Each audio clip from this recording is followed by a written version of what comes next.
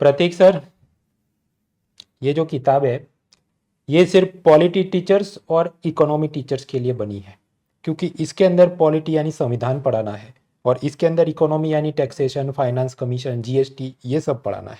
तो आप ये जो हिस्ट्री के टीचर है आप थोड़ा अंतर रखिए, ये हमारी किताब है। सर ये किताब वी द पीपल की है, पहली बात तो टीचर के साथ साथ स्टूडेंट्स और भारत के हर आम नागरिक की है। पूरी की पूरी किताब और पूरी की पूरी किताब के अंदर आप संविधान के, क्योंकि इसको एक राष्ट्र की संहिता के रूप में मैं कहूँगा, इसके हर एक के पीछे इतिहास है, हर एक आर्टिकल के पीछे सर इतिहास छुपा हुआ है। आर्टिकल 5 to 11 अगर आप देखने की कोशिश करेंगे तो आर्टिकल 5 to 11 जो नागरिकता के साथ डील करता है, क्यों हमको ये देखने को मिला कि भारत में फलाने दिन को आने वाले 19 जुलाई 19 तारीख को 1948 की दिन के अंदर आने वाले नागरिक को भारतीय नागरिक कहा जाएगा। उसके बाद परमिट सिस्टम आई, उसके पीछे भी इतिहास जुड़ा हुआ है, पार्टीशन जुड़ा हुआ है। आर्टिकल 1 to 4 देखिए कि कैसे यूनियन ऑफ इंडिया बन के आया। Bharat, India that is Bharat shall be called as the union of India. ये यूनियन शब्द का इतिहास भी हमको देखने को मिलता है। आपकी पूरी कॉन्स्टिट्यूशनल हिस्ट्री जो देखने को मिलती है वो क्या है, वो इतिहास तो है सर। भारत में जितने भी मेजर अमेंडमेंट्स हुए, 42nd अमेंडमेंट हुआ, 44th अमेंडमेंट हुआ, हिस्ट्री के कारण हुए हैं।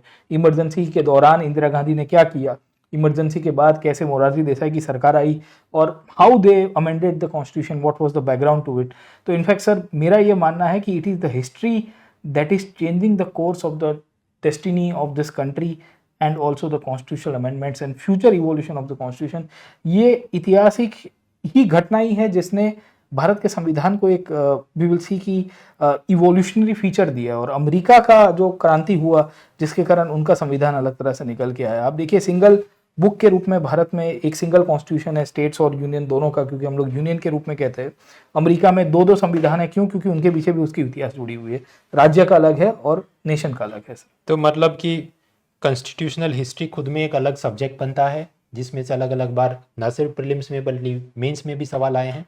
और सर के स्पेशल क्लास की एक पूरी सीरीज है, उसको आप जरूर देखें and you can take benefit from this. Hello, नमस्ते दोस्तों, मैं और मृणाल सर वही डिस्कशंस कर रहे हैं जहां पे सर का ये मानना है कि इंडिया के संविधान में यानी भारत के कॉन्स्टिट्यूशन के अंदर हिस्टोरिकल कंटेक्स्ट कहीं पे नहीं मिलता है। हिस्ट्री के टीचर के लिए इसमें कोई आवश्यकता नहीं है।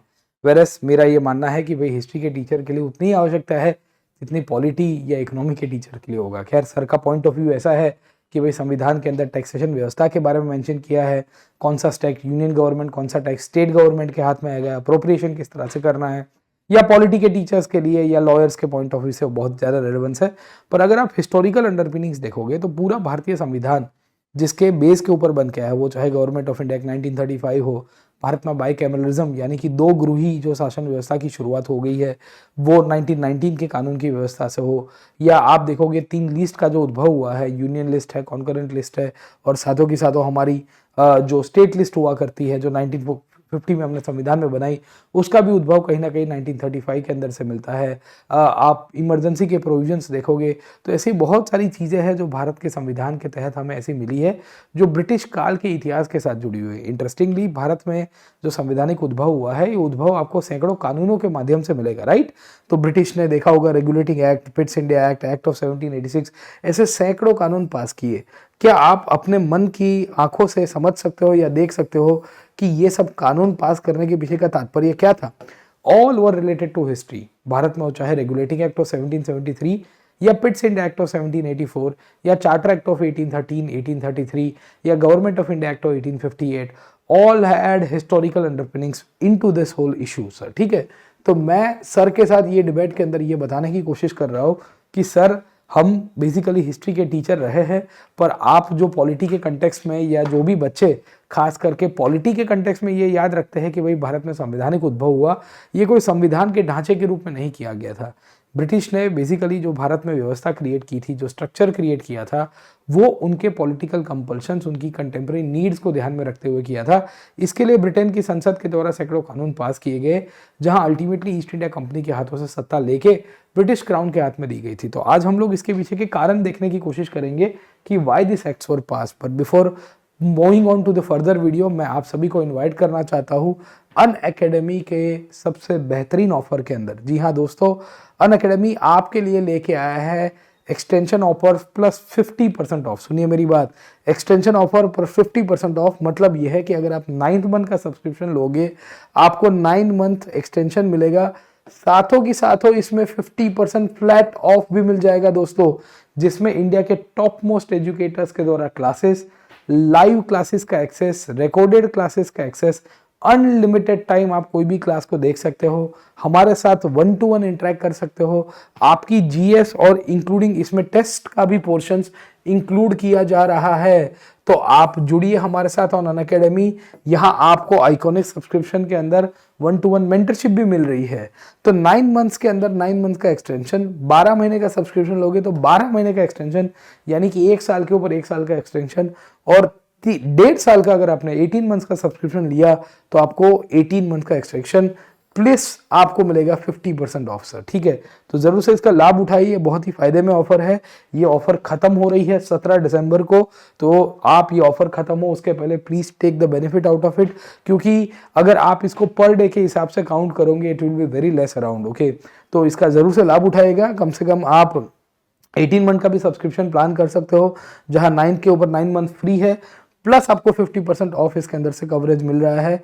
बाकी हमारी प्रतिष्ठा का स्मार्ट व्हील है, डिस्क्रिप्शन बॉक्स में इसकी लिंक अवेलेबल है, ये आप अपना चक्र घुमाइए, इसमें से आप कोई भी प्राइजेस जीत सकते हो। लैपटॉप है, मेंटरशिप है, स्मार्टफोन है, वॉच है, ईयरफोन है, साथों के साथ अनअकैडमी की टी शर्ट्स और भी बहुत सारी गुडीज आपको मिलेगी।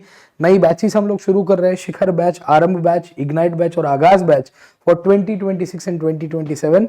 सब्सक्रिप्शन लेते समय ये कोड का भी आप उपयोग कर सकते हो, बहुत अधिक से अधिक आपको लाभ मिलेगा।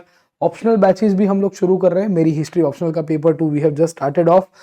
हमारे और भी साथी एजुकेटर्स हैं जिनके फाउंडेशन पेपर्स अभी हम लोग शुरू कर रहे हैं, आप इसका भी लाभ उठा सकते हो, बहुत ही कॉम्प्रिहेंसिव कवरेज मिलता है। आप कॉम्बो सब्सक्रिप्शन ले लीजिए, इसमें जीएस और हिस्ट्री दोनों का दोनों कवर मिल जाएगा। बाकी आप या आप में से कोई भी साथी दोस्त जो यूपीएससी की मेंस क्लियर किए हो, उनके लिए Unacademy free mock interview programme schedule लेके आया है, जहां आपको एक इंटरव्यू लाइक मॉक एक्सपीरियंस दिया जाएगा बहुत ही बढ़िया तरह से।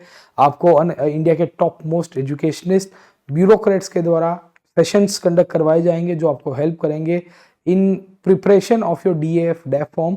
और साथों की साथों आप हमारे टॉपर्स की लिस्ट देख सकते हो। पिछले साल हम लोग ने 300+ सिलेक्शंस यहाँ से निकाले थे। खैर, आगे चलते हैं और मुद्दे के ऊपर आ जाते हैं कि भाई what was the history and what was the background to the constitutional history sir. ठीक है, अब आप याद करिए कि रेगुलेटिंग एक्ट ऑफ 1773 क्यों पास हुआ था। क्या भारत के अंदर ये एक संवैधानिक इतिहास के साथ जुड़ा हुआ मुद्दा है? मैं कहता हूँ नहीं। क्यों? क्योंकि ये जुड़ा हुआ था ईस्ट इंडिया कंपनी के करप्शन के साथ। भारत में ईस्ट इंडिया कंपनी जब सत्ता हासिल करती है after the battle of Plassey and precisely continuing to the Battle of Buxar, that is 1757 and 1764, company introduced a system called as dyarchy. Dyarchy यानी ड्यूअल गवर्नमेंट, नवाब को वैसा का वैसा रखा, नीचे एक डिप्टी नवाब की पोजीशंस क्रिएट की गई। ईस्ट इंडिया कंपनी दीवानी और निजामत राइट्स अपने हाथ में ले लेती है। उसके बाद जो भ्रष्टाचार होता है, जो करप्शन होता है, इनएफिशिएंसी बढ़ती है, इन सब के कारण ब्रिटेन की संसद के पास ईस्ट इंडिया कंपनी गई 1771 में। तब तात्कालिक रूप में लॉर्ड नॉर्थ ब्रिटेन का उस टाइम पे प्राइम मिनिस्टर था। लॉर्ड नॉर्थ के ऊपर बहुत प्रेशर आया कि कंपनी को पैसा देना चाहिए कि नहीं देना चाहिए। आखिर के अंदर कंक्लूड ये हुआ कि कंपनी को पैसा तो देंगे 4% इंटरेस्ट के ऊपर, क्योंकि उसको बेल आउट कराना बहुत जरूरी है, पर साथों के साथों ये भी बात चली कि उसको रेगुलेट किया जाए। और इसी बैकग्राउंड में regulating act of 1773 pass on हुआ। अगर आप रेगुलेटिंग एक्ट के बैकग्राउंड को देखोगे तो आपको पता चलेगा कि इसमें सुप्रीम कोर्ट की स्थापना की गई है। अरे भाई, जो ईस्ट इंडिया कंपनी कल तक इनफैक्ट है ना कोई कानून व्यवस्था को नहीं मानना चाहती थी, उसके लिए सुप्रीम कोर्ट क्यों आया था? क्योंकि कंपनी के ऑफिशियल्स करप्शन में इन्वॉल्व थे, इसके कारण सुप्रीम कोर्ट की स्थापना की गई। वही कहानी अगर आप आगे के पॉइंट्स के हिसाब से देखने की कोशिश करोगे तो इसमें कहा गया था कि गवर्नर जनरल ऑफ बंगाल की काउंसिल बनेगी, राइट, 4 लोगों की।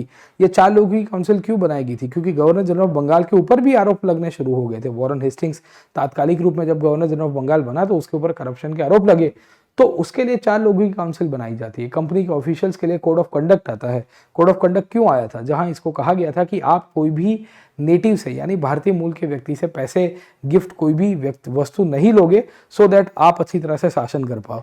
तो आपको लग रहा है कि regulating act of 1773 was part of your constitution? No, it was part of the historical development after the battle of Bengal, the battle of Buxar and the battle of Plassey, leading to the corruption and inefficiency in the company sir. ठीक है, यही कानून अगर आप समझने की कोशिश करें पूरी तरह से फेल हो गया और सबसे बड़ा सेकंड लैंडमार्क एक्ट 1784 में पास हुआ।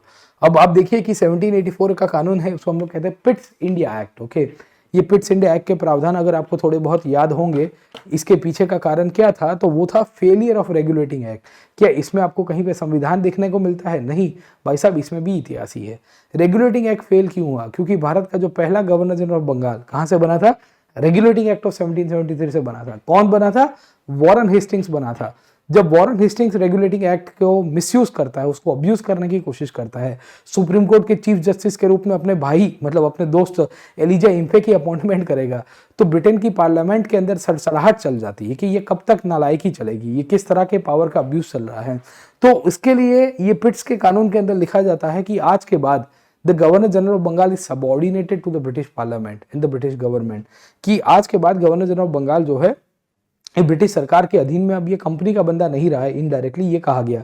एक बोर्ड ऑफ कंट्रोल की स्थापना की गई है इंग्लैंड के अंदर, कोर्ट ऑफ डायरेक्टर्स के उपरांत, जिसके हाथ में पॉलिटिकल फंक्शंस आपको देखने को मिलते हैं। ये क्यों लाए गए थे? तो लाने का पीछे का कारण था रेगुलेटिंग एक्ट ऑफ 1773 का फेलियर और वॉरेन हेस्टिंग्स के द्वारा अननेसेसरी वॉर्स को कंडक्ट करना। उसने मैसूर के ऊपर युद्ध किया, the second Anglo Mysore war. उसने मराठास के साथ युद्ध किया, the first Anglo Maratha war 1775 से 1782 तक का। या यही वॉरेन हेस्टिंग्स अगर आप देखिए तो उसने रोहिलखंड में लड़ाई की 1774 में, उसके ऊपर करप्शन के आरोप लगे, इसने इजारेदारी सिस्टम में बहुत लोगों को ठेका दिया, बेनामी ट्रांजैक्शंस करवाए। इन सबों के चक्कर में पिट्स का कानून पास किया गया। तो आप अभी भी कहोगे कि ये कॉन्स्टिट्यूशन डेवलपमेंट का पार्ट था? माय फ्रेंड, ये नहीं था। अगर इतिहास के कंटेक्स्ट में देखोगे तो ये बिल्कुल नहीं था। ब्रिटेन की संसद कह रही थी कि ये जो मलाई मिल रही है भारत के अंदर से, ये जो पैसा मिल रहा है भारत के अंदर से, वो कंपनी के अधिकारी अकेला क्यों खाए? ये सरकार को भी मिलने चाहिए, मेंबर ऑफ पार्लियामेंट को भी मिलने चाहिए, ब्रिटिश कैबिनेट के अंदर बैठे हुए लोग हैं उनको भी मिलने चाहिए। तो उसी का ही परिणाम था कि ये कानून पास किया गया। आप देखिए कि 1784 के कानून के बाद वॉरेन हेस्टिंग्स जो भारत का पहला गवर्नर जनरल था, वो रिजाइन करके चला गया। इसके लिए ब्रिटेन की संसद ने एक और कानून पास किया, द एक्ट ऑफ 1786, जिसमें कॉर्नवालिस की अपॉइंटमेंट की। ये कॉर्नवालिस की अपॉइंटमेंट क्यों की गई थी? क्योंकि कॉर्नवालिस सरकारी बंदे के रूप में आया। अब आप मुझे कहोगे कि मास्टर ये कहाँ कॉन्स्टिट्यूशन हिस्ट्री का है, पर आपकी चैप्टर्स के अंदर पॉलिटी की किताबों में आपको जरूर से देखने को मिल जाएगा कि there is something called as historical underpinnings to the development of the Indian constitution. तो हमें ये ध्यान रखना है कि भाई देखो, एक्ट ऑफ 1786 कॉर्नवालिस के साथ जुड़ा हुआ है, उसमें कोई भारत के संवैधानिक रूप से कोई ढांचे का उद्भव आपको नहीं मिलेगा। कॉर्नवालिस की गवर्नर के रूप में अपॉइंटमेंट करने की आवश्यकता हुई थी और सरकार ने उसके लिए स्पेशल कानून पास करवाया, क्योंकि ब्रिटेन का प्राइम मिनिस्टर उसका दोस्त हुआ करता था। तो इस तरह से अगर आप भारतीय संविधान का ढांचा देखोगे जिसे कॉन्स्टिट्यूशनल हिस्ट्री के साथ जोड़ता है, वो कहीं ना कहीं मुझे लगता है कि भाई ये हिस्ट्री का पार्ट जुड़ा हुआ है, ना कि संवैधानिक उद्भव का। आगे बात चलते हैं 1793 से लेके 1813 और 1833 से लेके 1853। भारत में टोटल 4 चार्टर एक्ट पास होते हैं। ये चार्टर है क्या सर? ठीक है, तो हर 20-20 साल के अंतरवल में आप देख ही रहे हो, every 20 years, okay, the British parliament will be giving the power and authority to the East India Company to continue their adventures in India. कि ब्रिटेन की संसद जो है वो ब्रिटेन की पार्लियामेंट जो है वो ब्रिटिश ईस्ट इंडिया कंपनी को भारत में एडवेंचर को पुश करने के लिए परवाना देती थी, उनको रेगुलेट करा करती थी, क्योंकि रेगुलेटिंग एक्ट पहले पास हो गया है। एक्चुअली रेगुलेटिंग एक्ट के बाद चार्टर एक्ट ऑफ 1793 ही आना चाहिए था, बट बीच में ये कॉर्नवालिस का कांड हो गया या वॉरेन हेस्टिंग का कांड हो गया, तो इन सब के कारण विल सी कि बीच में 2 कानून आए। अब चार्टर एक्ट ऑफ 1793 में क्या लिखा गया था? इसमें कंपनी की सिस्टम को और कोडिफाई किया गया है। कंपनी के अंदर वहाँ तक कहा गया है कि गवर्नर जनरल बंगाल अगर कोई स्टेशन छोड़ता है, अपना हेडक्वार्टर्स छोड़ता है, तो उसके रेजिग्नेशन के इक्विवेलेंट गिन लिया जाएगा। तो आप देखोगे तो गवर्नर जनरल बंगाल की अथॉरिटी को एक साइड के ऊपर बढ़ाया भी गया है, दूसरी साइड के ऊपर हमें ये भी पता चल रहा है कि पार्लियामेंट की पकड़ बनाई गई है। तो ये संवैधानिक इतिहास का पार्ट नहीं था, ये मूलतः से ब्रिटिश पार्लियामेंट जो है वो कंपनी को रेगुलेट और टाइट कर रही थी, वैसी कहानी मिलेगी। 1793 तक आते आते और 1793 से लेके 1813 तक अगर आप देखोगे तो आपको ये चीज़ पता होगी कि ईस्ट इंडिया कंपनी के जो कमर्शियल ऑपरेशंस थे वो चालू रखे गए थे, पर कंपनी की जो पॉलिटिकल एग्जिस्टेंस थी वो खत्म करवा दी गई थी, राइट। 1813 में कंपनी को कहा गया कि आप अब व्यापारिक रूप में काम करो, तुम चाय और चाइना का व्यापार करो, तुम्हारी मोनोपोली अब पूरी तरह से खत्म करता है, और राजकीय रूप में माय बैड सर, ठीक है, राजकीय रूप में अब तुम्हें काम करना है, पर व्यापारिक रूप में तुम्हें काम करने की आवश्यकता नहीं है सर, ठीक है। 1813 के अंदर प्रावधान में ऐसा रखा गया कि company will be functioning as a political body rather than a commercial body except tea with और except the trade of tea and trade with China. China का व्यापार और चाय का व्यापार है, क्योंकि दोनों के दोनों चाइना से ही होते थे, खाली उतने ही फंक्शंस कंपनी के लिए रखे गए। क्यों? क्योंकि 1813 में ब्रिटेन में बहुत बड़ी क्रांति हुई थी, इंडस्ट्रियल रिवॉल्यूशन। ये जो इंडस्ट्रियल रिवॉल्यूशन हुआ था, जहाँ पे ब्रिटेन के अंदर यूटिलिटेरियंस का एक वर्ग था, इंडस्ट्रियल कैपिटलिस्ट लोगों का वर्ग था, लिबरल्स का एक वर्ग निकल के आया था। इन सबों का ये मानना था कि कंपनी के हाथ में जो मोनोपोली है भारत में एक हद तक व्यापार करने की, वो हटा दी जाए। और शायद इसी का ही परिणाम था कि 1813 के अंदर ईस्ट इंडिया कंपनी को राजकीय रूप से एक सत्ताधारी पक्ष के रूप में स्वीकारा गया, पर उसके व्यापारिक कार्यों को खत्म कर दिया जाता है। व्यापारिक कार्यों में खाली दो ही कार्य रखे जाते हैं, एक है trade with China and trade of tea as a commodity. चाय एक कमोडिटी के रूप में आप व्यापार कर सकते हो, और चीन के साथ तुम्हारा जो व्यापार चल रहा है वो चलने दो, बाकी कोई अनुमति नहीं है। ये 1813 के चार्टर के अंदर लाया गया। क्या तुम्हें लग रहा है ये कॉन्स्टिट्यूशनल डेवलपमेंट का पार्ट है? 1813 में भारत में मिशनरी एक्टिविटीज़ को अलाउ किया गया। क्या आपको लग रहा है कि ये कॉन्स्टिट्यूशनल डेवलपमेंट का पार्ट है? 1813 के अंदर भारत में 1 लाख रुपया वेस्टर्न एजुकेशन के लिए प्रमोट किए गए। क्या आपको लगता है कि ये कॉन्स्टिट्यूशनल हिस्ट्री का पार्ट है? No my friend, they are part of the colonization history of this country. Constitution यानी कि संवैधानिक बात तो खाली ये दिखाने के लिए था। वही कहानी 1833 में हुई। आप देखिए 1833 में कंपनी का राजकीय कार्य ही खाली रखा गया है और कमर्शियल काम पूरी तरह से एंड कर दिया गया। भारत में गवर्नर जनरल ऑफ इंडिया की पोजीशन क्रिएट की गई। Why in the year 1833 they give this position of governor general of India? क्योंकि 1833 तक आते आते विलियम बेंटिक को भारत का पहला गवर्नर जनरल ऑफ इंडिया बनाया गया। उसके पीछे का एक कारण है, क्योंकि भारत में तब तक ईस्ट इंडिया कंपनी का अपना साम्राज्य बन चुका है, because company had already created an empire out of India. Now it was but obvious for them कि they can move one step ahead, वो एक स्टेप आगे जाके गवर्नर जनरल ऑफ इंडिया को क्रिएट कर सकते हैं। 1833 से पहले अगर आप कभी सोचिएगा कि ईस्ट इंडिया कंपनी में कभी कोई गवर्नर जनरल ऑफ इंडिया की पोजीशन नहीं थी, खाली बंगाल तक था, क्योंकि साम्राज्य भी सीमित था। 1833 में खाली पंजाब और सिंध के कुछ एरियाज बाकी थे, बाकी whole of India has been captured by the British. तो इसके लिए अब पोजीशन भी बढ़ाई जाती है। भारत में विल्सी की कानून व्यवस्था को भी लागू करने की बात हो रही है, तो बहुत सारी चीज़ें बदली है।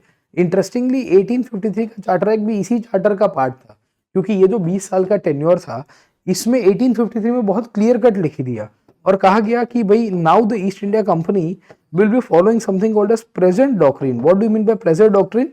प्रेजेंट डॉक्ट्रिन का मतलब यह है कि कंपनी तब तक ही सत्ता में रहेगी जब तक ब्रिटिश पार्लियामेंट चाहती हो। मतलब ब्रिटिश पार्लियामेंट, ब्रिटेन का राजा जिस दिन कहेगा कि भाई कंपनी अब तुम दुकान बंद करके चले जाओ, तो ये भारत से विदाई भी हो सकते हैं। अब आप देखिए कि 1853 में यही हुआ, ये कानून पास किया गया, गवर्नर जनरल ऑफ इंडिया की पोजीशंस के अंदर चेंजेस भी हुए। और इसके बाद क्या होता है, what happens after that? Immediately after 4 years the revolt of 1857 will take place, right? तो 1857 का विद्रोह जैसे ही होता है in the year 1857 the British Parliament will be taking over the administration and the governance of this country. Britain की जो parliament है वो रातों रात सत्ता अपने हाथ में ले लेती है और कंपनी को कहती है कि बाबुल की दुआ लेती जा, जब तुझको दुखी संसार मिले। सुखी तो मिलेगा नहीं, तूने भारत के लोगों का उत्पीड़न किया है, इसके लिए तुमको हटाया जाता है। और परिणाम क्या हुआ?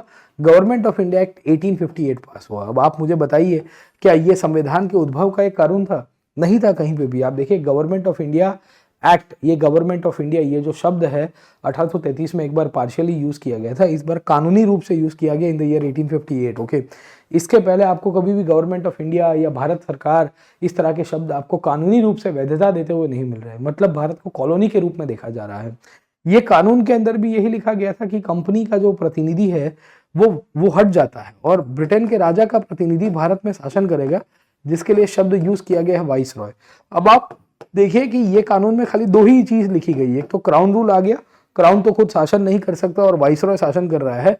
तो आपको लग रहा है कि क्या ये संवैधानिक उद्भव के साथ लिखा गया है? नहीं, ये लीपाप होती थी। 1857 के रिवॉल्ट के कारण जो भारतीय लोगों को ब्रिटिश साम्राज्य के विरुद्ध में जो गुस्सा था, ये गुस्सा को शांत करवाने के लिए ब्रिटेन की संसद के द्वारा कानून पास किया गया और कहा गया कि देखो भारतीयों, हम तुम्हारे लिए कुछ लेके आ रहे हैं। इनफैक्ट 1857 के रिवॉल्ट में कुछ भारतीयों ने ब्रिटिश सरकार की मदद की थी, है ना, ये विद्रोह को शांत करने में। उन ब्रिटिश सरकार के फेवर में जो लोग बात गए थे, उनको काउंसिल्स एक्ट ऑफ 1861 में पास किया गया और इनको गवर्नर जनरल ऑफ इंडिया की जो काउंसिल मेंबर थी, वहां पे नॉन ऑफिशियल मेंबर के रूप में प्रतिनिधित्व दिया जाता है। अगर आप देखोगे 1861 में 3 भारतीय थे, एक ग्वालियर से आपको देखने को मिलते हैं, एक बनारस से देखने को मिल जाएंगे और एक और भारतीय मूल के व्यक्ति थे। आप कमेंट सेक्शन के अंदर उनका नाम जरूर से बताइएगा कि भाई who are this people around. But interestingly ये जो काउंसिल्स एक्ट के नॉन ऑफिशियल मेंबर्स हुआ करते थे, इनकी बड़ी इंटरेस्टिंग कहानी रही है, क्योंकि they were the ones who were mainly favouring about the British rule in India. तो काउंसिल्स एक्ट ऑफ 1861 के अंदर हमें ये भी देखने को मिल रहा है कि भाई नॉन ऑफिशियल मेंबर्स को इंक्लूड किया जाना, खास करके वो 1857 के रिवोल्ट के साथ जुड़ा हुआ है। काउंसिल्स का इमरजेंस हुआ, भारतीय लोगों को कभी भी सत्ता नहीं मिलती है। क्या ये कॉन्स्टिट्यूशनल हिस्ट्री का पार्ट था? बिल्कुल नहीं था, ये एक लॉलीपॉप का पार्ट था। वही कहानी आप देखिए काउंसिल्स एक्ट ऑफ 1892 के अंदर हुई। क्यों ये पास किया गया था 1892? क्योंकि वर्ष 1885 के अंदर इन the year 1885 Congress was formed. Congress के लोगों का बहुत सालों से मानना था कि भाई भारतीय लोगों के लिए रिफॉर्म्स नहीं हो रहे हैं, डिसेंट्रलाइजेशन नहीं हुआ है, हमारा प्रतिनिधित्व अटक गया है, इसके लिए हमें क्या करना चाहिए, what needs to be done sir. ठीक है, तो over a period of time ये 30 साल हो चुके हैं। आप देखिए 1861 में आखिर का कानून पास हुआ, दूसरा कानून 1892 के अंदर होता है, तो it almost took 31 years for the British to pass on. अगर संवैधानिक रूप से कुछ करना होता तो they could have done it very easily और बहुत जल्दी ही रिफॉर्म्स कर दिए होते, पर ब्रिटेन नहीं चाहता था। तो ये जो भी कानून पास किए गए उसमें साथ कहीं ना कहीं हिस्ट्री के इवेंट्स जुड़े हुए हैं।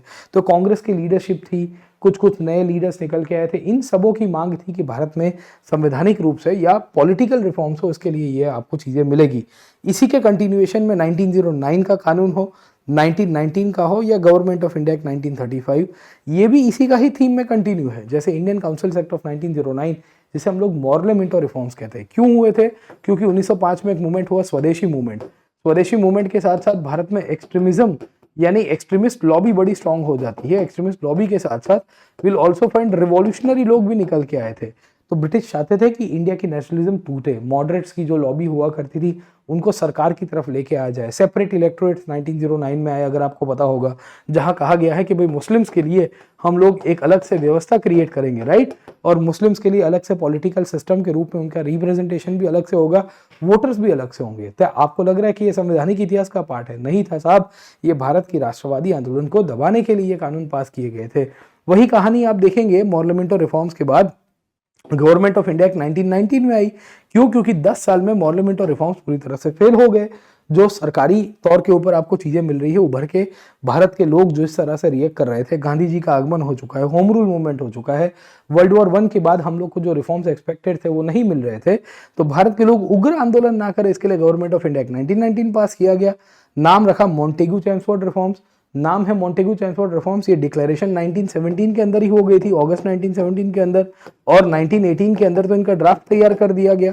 काहे? क्योंकि भारत के होम रूल आंदोलन को रोकना था, क्रांतिकारियों के विद्रोह को सप्रेस करने की कोशिश की गई थी। तो इसी के चक्कर में भारत में बाइकैमरलिज्म क्रिएट किया गया, डायरकी क्रिएट की गई। डायरकी प्रोविंसेस के अंदर आती है। ये प्रोविंशियल डायरकी के रूप में भारतीयों को लगा उनके हाथ में सत्ता आ गई, वेरस रियलिटी में कुछ नहीं आता है। तो संवैधानिक इतिहास के दृष्टिकोण से देखा जाए तो क्या Montagu Chelmsford reforms we will see कि क्या कॉन्स्टिट्यूशनल डेवलपमेंट का पार्ट था? नहीं था। वही कहानी गवर्नमेंट ऑफ इंडिया एक्ट 1935 में रही। सब 1919 से 16 साल लगा इन्होंने। 1919 में लास्ट लॉ पास किया गया था, उसके बाद it took 16 years for the British to pass on a new act in India. In fact पूरा भारत का संविधान हमने गवर्नमेंट ऑफ इंडिया एक्ट 1935 के आधार के ऊपर बनाया है। So we have created the base of the government of India act 1935 for the base of the Indian constitution. But you see the greater picture around. आप अगर उसके आजू बाजू के चेहरे को देखिए, पिक्चर को देखिए, तो आपको क्या देखने को मिलेगा? 1919 से 1935 के बीच में कितने आंदोलन हुए? नेशनल मूवमेंट हुआ, सिविल डिसोबीडियंस मूवमेंट हुआ, राउंड टेबल कॉन्फ्रेंसेस हो गई, एंटी साइमन मूवमेंट होता है, 1928 में साइमन को भेजा गया, भारतीयों ने खुद का संविधान बना दिया नेहरू रिपोर्ट के रूप में सर, ठीक है। मॉडरेट्स और एक्सट्रीमिस्ट का फिर से भरत मिलाप हो जाता है, साइमल्टेनियसली स्वराज पार्टी का क्रिएशन हो गया था, भगत सिंह जैसे क्रांतिकारी आ गए थे। इन सबों की भावनाओं से आहट होके, और सरकार चाहती थी कैसे भी करके नेशनलिस्ट मूवमेंट कमजोर हो, इसके लिए 1935 में पिन ड्रॉप पॉइंट के ऊपर ये कानून लेके आए थे। ये कानून के कुछ ढांचे ऐसे थे जो हमने संविधान के रूप में अडॉप्ट किए, क्योंकि इसमें से हमको बहुत सारी चीज़ें देखने को मिल रही थी। जैसे 1919 के कानून में हमने बाइकैमरलिज्म स्वीकारा है। बाइकैमरलिज्म का मतलब ये है कि ये जो द्विगृही प्रथा है ना, लोकसभा राज्यसभा, उस टाइम पे house of common and house of Lords के रूप में आपको मिलेगी, वो 1919 में थी। 1935 में मैंने आपको बताया इमरजेंसी के जैसे प्रोविजंस हो गए हैं, हमारे 3 लिस्ट हुआ करते थे। इनफैक्ट 1935 में इन्होंने भारत के अंदर फेडरेशन प्रमोट किया। अब आप देखिए कि क्या भारत में कभी भी फेडरेशन पॉसिबल हो सकता था? नहीं, but British wanted to break India, है ना। तो ये कॉन्स्टिट्यूशन डेवलपमेंट का पार्ट नहीं था, ये हिस्ट्री का पार्ट था। इनफैक्ट आखिर का जो कानून है इंडियन इंडिपेंडेंस एक्ट ऑफ 1947, ये 1947 का कानून जो हम लोग कहते हैं इंडियन इंडिपेंडेंस एक्ट ऑफ 1947, ये क्यों पास किया गया था? It was because of the long term Indian national movement, जहां ट्रांसफर ऑफ पावर की बात की गई है। आप देखिए इंडियन इंडिपेंडेंस एक्ट है, but it is talking about the transfer of power. 1935 से 1947 के बीच में कितने इवेंट्स हुए? वर्ल्ड वॉर 2 हो गया, कांग्रेस के मिनिस्ट्रीज ने रिजाइन कर दिया, कैबिनेट मिशन आया, उसके पहले वेवल ने अपना प्रपोजल दिया, क्रिप्स का मिशन आया, गांधी के द्वारा क्विट इंडिया मूवमेंट को लीड किया जाता है, और भी सैकड़ों छोटे बड़े आंदोलन के परिणामवश भारत की ये पूरी की पूरी कानूनी व्यवस्था के तहत ब्रिटेन ने ट्रांसफर ऑफ पावर किया है। तो आप जिसे कॉन्स्टिट्यूशनल हिस्ट्री का पार्ट कहते हो, मैं उसको ऐतिहासिक इवेंट्स के साथ जुड़ी हुई घटनाओं के अंदर मानता हूँ, और as a part of carrot and stick policy, as a part of fire extinguisher. Fire extinguisher का मतलब है कि जब आग लग गई थी तो आग को बुझाने के लिए कानून पास किए गए थे। ये संवैधानिक उद्भव के रूप में देखे जा सकते हैं only from the British justification, not from the Indian history sides. तो दोस्तों, इस तरह से हिस्ट्री के इवेंट्स को कोलिंग करके आप पॉलिटी के साथ भी लिंकअप कर सकते हो, और भारतीय संविधान में जितने भी आर्टिकल्स है उसमें कहीं ना कहीं हिस्टोरिकल अंडरपिनिंग्स है। अगर आपको ये सेशन अच्छा लगा है तो ज़रूर से हमको कमेंट सेक्शन के अंदर बताइए कि क्या आप चाहते हो कि सिटीजनशिप का बैकग्राउंड के पीछे मैं हिस्टोरिकल अंडरपिनिंग्स की चर्चा करूं। ऐसे ही एक छोटे वीडियो में आके डिस्कस करेंगे फंडामेंटल राइट्स को लेकर ब्रिटिश ने किस किस प्रकार के कानून पास किए, जिसके कारण फंडामेंटल राइट्स को सैक्रोसेंट रखने की मांग हुई भारतीय संवैधानिक सभा के अंदर, उसकी चर्चा करूं। कि आप चाहते हो कि भाई भारत के अंदर ये जो पार्लियामेंट्री सिस्टम निकल के आई है उसके पीछे कहाँ हिस्टोरिकल अंडरपिनिंग्स निकल के आए, क्या west ministerial style of political system है, क्या वही भारत के लिए मैं कहूँगा कि एक सुचारू रूप से चलाई जाने वाली पद्धति थी, हम क्या प्रेसिडेंशियल सिस्टम को नहीं अडॉप्ट कर सकते जैसे अमेरिका, उसके ऊपर चर्चा करूं तो कमेंट सेक्शन के अंदर जरूर से बताइए। एक पूरी सीरीज लेके आने का प्लान करेंगे आपके लिए, सो दैट आपके हिस्ट्री और पॉलिटी के जो लिंकेज है, इंडियन कॉन्स्टिट्यूशन के साथ जुड़े हुए जो लिंकेज है, उसकी जो हिस्टोरिकल अंडरपिनिंग्स है उसको और क्लियर करे। खैर, इन मुद्दों के ऊपर और भी डिटेल चर्चा हमने हमारे प्लस क्लासेस के अंदर की है। मैं आपको फिर से इन्वाइट करना चाहता हूँ, 9 मंथ्स पे 9 मंथ्स का सब्सक्रिप्शन प्लस 50% ऑफ है। सुनिए मेरी बात, 9 महीने पे 9 महीने का एक्सटेंशन प्लस 50% ऑफ, मतलब आप 18 महीना प्लस 50% ऑफ यहाँ आपको फायदा मिल रहा है, और टॉप मोस्ट एजुकेटर्स के द्वारा सेशन है। आपको यहाँ पे ये ऑफर खत्म हो रही है 17 तारीख को। डिस्क्रिप्शन बॉक्स के अंदर लिंक अवेलेबल है। एक और इंटरेस्टिंग सेशन और वीडियो के साथ आपको वापस मिलूंगा। तब तक के लिए जुड़े रहिए हमारे साथ on Unacademy. This is me Prateek Nayak signing off with my fellow educators. Thank you very much. Let's crack it.